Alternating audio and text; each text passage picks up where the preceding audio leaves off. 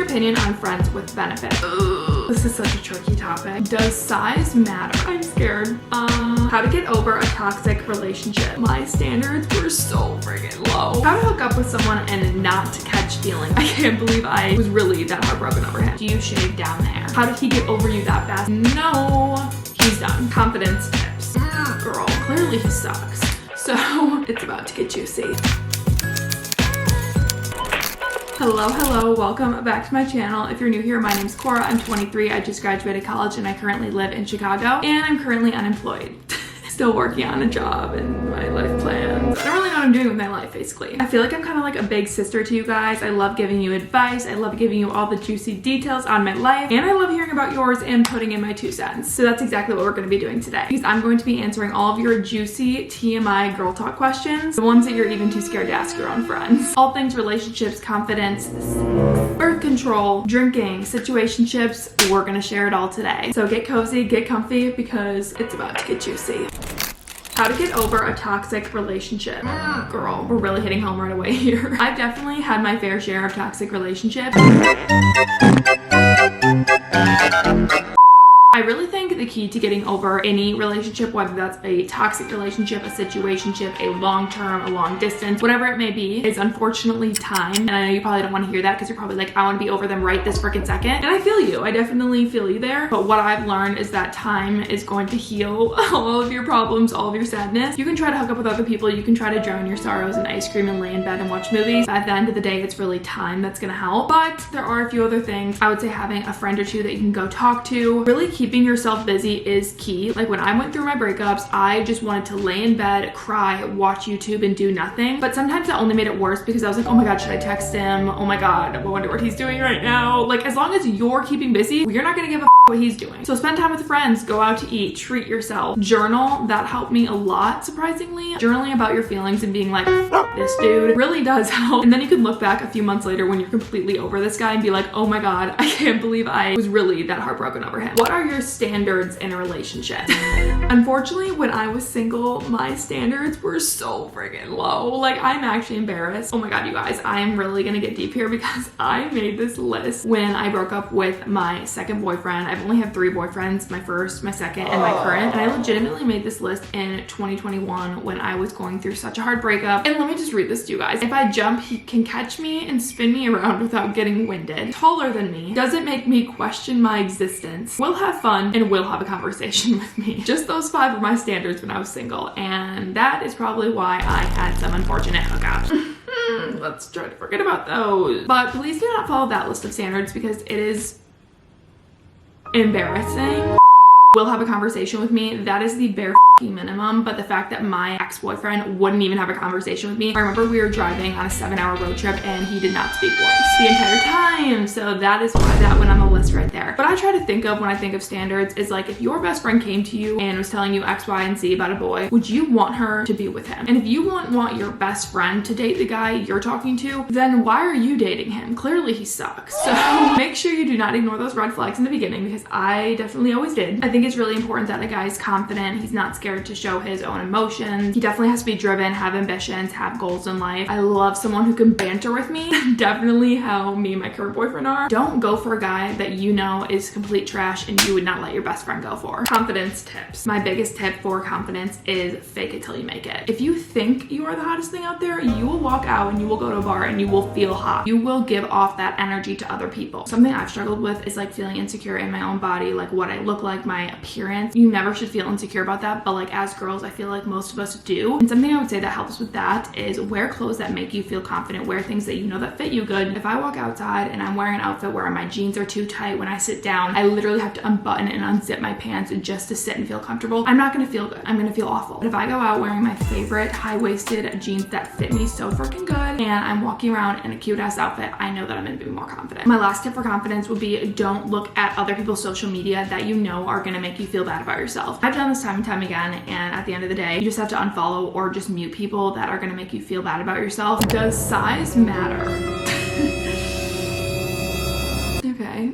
it matters to an extent, okay? And I'm not trying to bash guys because we're all made how we're made, okay? If it's about this big, you're really not going to feel it. So that does matter in a sense because you're not gonna have a good time because you're not even feeling something inside of you. I know a lot of guys, they talk about size and it's like, okay, whose is bigger? It's obviously better. Who actually gives a fuck at the end of the day? If you're with someone that you love, why does the size actually matter? It doesn't. Personally, I'm terrified if it's ginormous because that just intimidates me. You with someone that makes you feel comfortable with them, and the size shouldn't matter.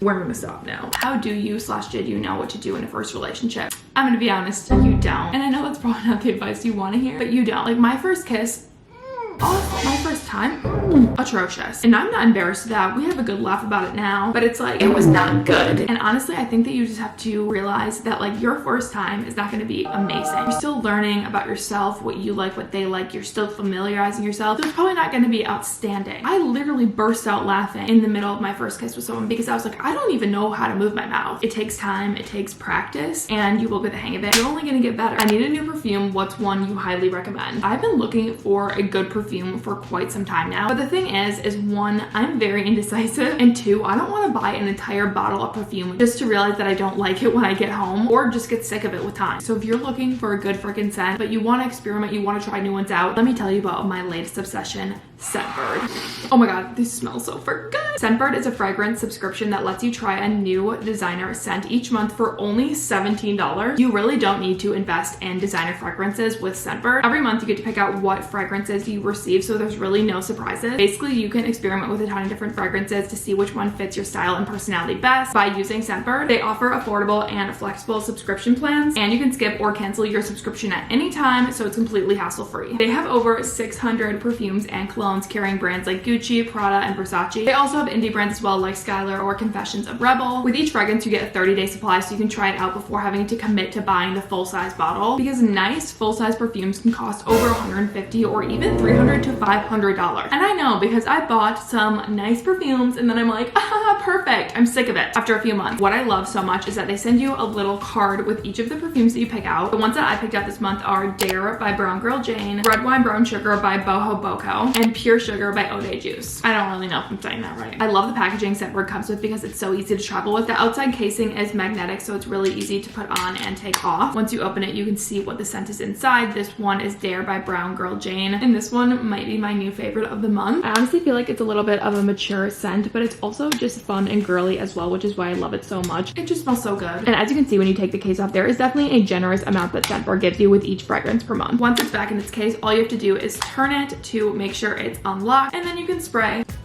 And then to lock it, all you have to do is turn it back, and it won't spray when you throw it in your bag to take it to dinner or throw it in your carry-on when you're traveling. I'm definitely a girly who can be picky with scents. That's why I love Scentbird so much, because you really can try out different ones. And honestly, perfumes can get so expensive, so it's always nice to be able to try something out before committing. So if you guys are interested in trying out Scentbird, make sure to use code Cora for 55% off your first month. Thank you so much to Scentbird for sponsoring this video and for making me smell so delicious. Make sure to click the links below to try out Scentbird today. Patty Kate, this is too TMI, but how much do you shave down there before hooking up? And then someone else asked, do you shave down there? First of all, nothing's too TMI for this channel. Well, maybe not nothing, but something I'm really thankful for is that I grew up a swimmer. So like I knew what I was doing when it comes to that department. All my friends in high school would come to me and be like, okay, how do we shave down there? And like I already knew what to do because my friends that were swimmers told me how to do it, because you're in a swimsuit all the time, like you need to shave consistently. I do shave down there. I've never done waxing. I've never done anything else besides shaving. And maybe someday I will try it, but I shave everything down there. When I say everything, I mean everything, not just the front. The back as well. Doesn't hurt. You're not gonna cut yourself as long as you're careful. Do not go like you're shaving your legs and go like this. You need a good shaving cream, and you also need a good razor. Oh my god, you guys, I'm gonna give you the best recommendation of your life right here, but I actually have an extra one in my room. This is not sponsored whatsoever, but this is the best razor ever. It's the Athena Club razor kit. I'm pretty sure it costs like $10 and it's at Target. They also have a shaving cream. I forgot the name of it, but I'll insert it here, and it's actually the best shaving cream of your life. If you're looking for a good ass razor, this isn't expensive. It lasts me a long freaking time, so 100% recommend. recommends to raise it. What's your opinion on situationships? Ugh, this is such a tricky topic. I do think that if you're single, a situationship is a good thing to experience because it really does build character. I learned so much from my unfortunate situationships, but at the end of the day, it's not gonna go anywhere. I would say 99% of the time, situationships do not work out. It's like you're leading each other on for an extended period of time and you're always gonna expect more than what they're gonna give you. When I was in situationships, I was like, you know what, this is gonna work out in the end though. Like, they definitely do like me, because a lot of times these guys are gonna tell you, I have all these feelings for you, and it's never gonna go anywhere. If you are in a situation where you are hanging out with and talking to a guy for an extended period of time, I'm talking weeks, months, and he does not ask you on a real ass date, done. And I'm sorry if I'm really breaking the news to you. I think the core thing is, like, if you guys are on the same page and you both know this is just fun and games for now, we're not gonna end up together, fine, cool, continue. If you know deep down you want to be with him and he's not even giving you the bare minimum of a date, goodbye. So my opinion is they can be fun, but they can also end very badly, and I know that from experience of being heartbroken over a situationship. Sometimes you can get delusional and then you really just start thinking, wow, they really like me. It really turns out badly sometimes. I don't want to think about it. How to hook up with someone and not catch feelings after. Don't ask me. When I was single, oh my god, I swear to god, every person I hooked up with, I was like, oh my god, they like me so much, I want to go on a date with them. And like, that was just not the case. Most of the time when you're having a hookup and you did not have a prior relationship with this person, they're not looking for anything other than the hookup. And that's something I learned very quickly. I'm the type of person to fall very fast for someone. So like, hookup culture was kind of hard for me. It served its time, it served its purpose. Like, I had fun, but like, I don't want to ever experience that again. Worst hookup story without bleeping anything out. I'm scared. I don't know if I've really had like a terrible ass hookup. My worst ever sexual experience was the first time I was having with this guy, okay?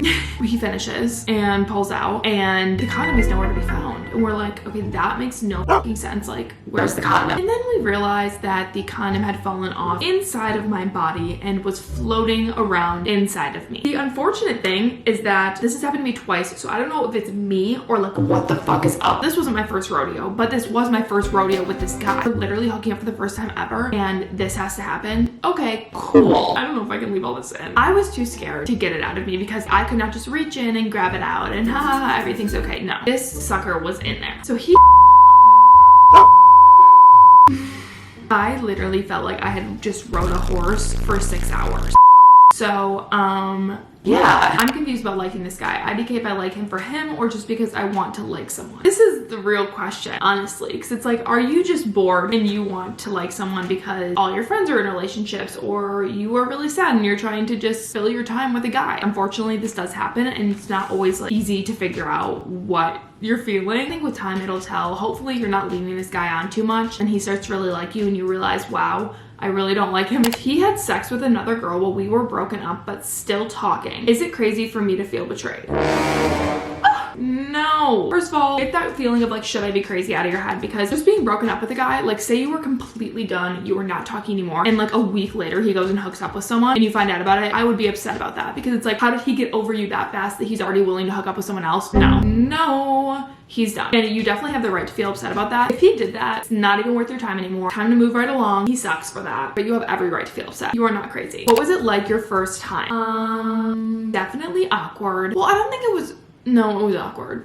I mean, I think both parties involved didn't really know what they were doing. I genuinely don't even know if it fully went in. I think that we were like, okay, let's do it. And then it like half went in. And then I was like, oh my God, no, I'm scared. I'm pregnant. Get away from me. This guy's really experienced and you're not. That is actually a better scenario. Like if you're scared because he's more experienced, don't be. Because he's gonna make all the moves and then you're just gonna go along with what he's doing. When both parties really don't know what they're doing, it is a little awkward. Do you have an IUD or are you on any form of birth control? If so, was it scary to get on it? I am on birth control. I'm just on the pill. I'm not on an IUD or anything. I did think about going on an IUD like 2 years ago and then I never ended up doing it. I originally got on birth control for my acne. I never went on because I had to have a conversation with my parents like I was having sex. So in that sense, I was lucky. Ever since then, I've been on it and I've kind of switched through different pills to make sure like it was regulating everything. I have had a few friends now have an IUD and they said it was like the worst pain of their life getting it inserted. I think that I kind of like getting my period in a sense because then you know you're good. You know there's there's nothing suspicious happening. So I do kind of like getting my period in that sense. I mean, obviously it sucks, but I'm fine with the pill. If you're really wanting to go on it just to be safe, I would talk to your parents about it. Even if you're nervous about it, I would just talk to them. You can also go to the doctor by yourself. That's an option as well. Most of my friends are on it, and most of my friends' parents were really helpful and supportive when they wanted to go on it. What's your opinion on friends with benefits situation?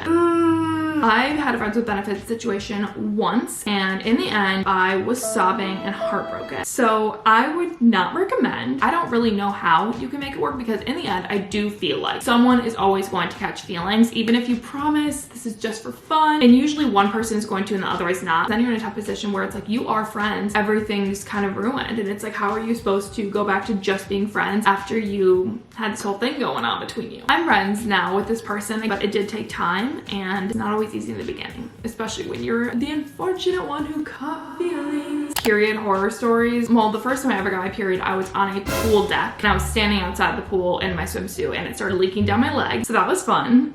Another time was I was at a high school football game, and the theme was white out. So you dress head to toe in white, and I was on my period. I didn't know that it was coming and bled through my entire shorts. It was a red out at that point.